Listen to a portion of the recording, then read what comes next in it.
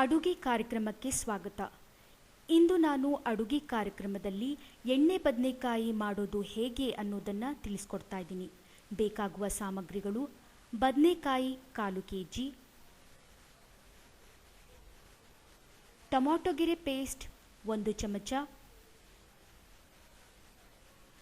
ಬೊಂಬಾಟ್ ಭೋಜನ ಗರಂ ಮಸಾಲ 1 ಚಮಚ, ಚಮತ್ಕಾರ್ ಚಟ್ನಿ ಪುಡಿ 2 ಚಮಚ,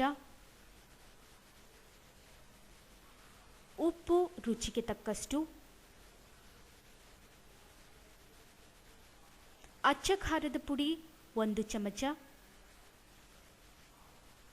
ಚಿಟಿಕೆ ಅರಿಶಿನ. ಮಾಡುವ ವಿಧಾನ: ಮೊದಲಿಗೆ ಒಂದು ಮಿಕ್ಸಿ ಜಾರ್ನಲ್ಲಿ ಈರುಳ್ಳಿ ಮತ್ತು 2 ಮೆಣಸಿನಕಾಯಿ ಹಾಕಿ ಚೆನ್ನಾಗಿ ಮಿಕ್ಸ್ ಮಾಡಿಕೊಳ್ಳಿ. ಈ ರೀತಿ ತಯಾರಿಸಿದ ಪೇಸ್ಟ್ಗೆ ಚಮತ್ಕಾರ್ ಚಟ್ನಿ ಪೌಡರ್ 2 ಚಮಚ ಹಾಕಿ ಚೆನ್ನಾಗಿ ಮಿಕ್ಸ್ ಮಾಡಿಕೊಳ್ಳಿ.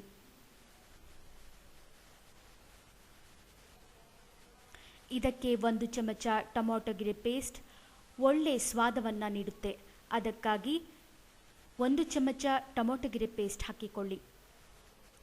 ಗರಂ ಮಸಾಲ ಪೌಡರ್ 1 ಚಮಚ.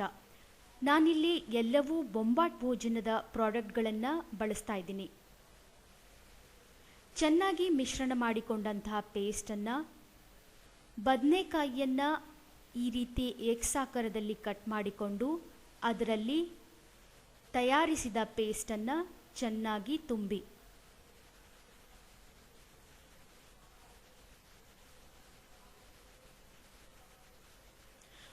ಒಂದು ಪ್ಯಾನ್ನಲ್ಲಿ ಎಣ್ಣೆಯನ್ನು ಚೆನ್ನಾಗಿ ಕಾಯಿಸಿಕೊಂಡು, ಇದರ ಹೆಸರೇ ಎಣ್ಣೆಗಾಯಿ ಆಗಿರೋದ್ರಿಂದ ಸ್ವಲ್ಪ ಹೆಚ್ಚು ಎಣ್ಣೆಯನ್ನು ಸೇರಿಸಿ ಪ್ಯಾನನ್ನು ಹೀಟ್ ಮಾಡಿಕೊಳ್ಳಿ.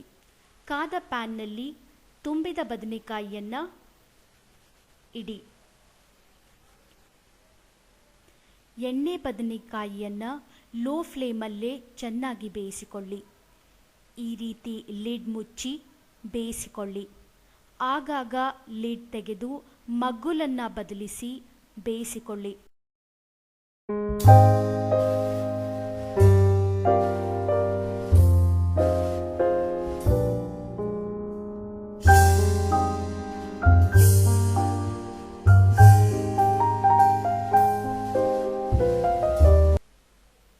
ಬಾಯಲ್ಲಿ ನೀರೂರಿಸುವ ಎಣ್ಣೆಗಾಯಿ ಸವಿಯಲು ಸಿದ್ಧವಾಗಿದೆ.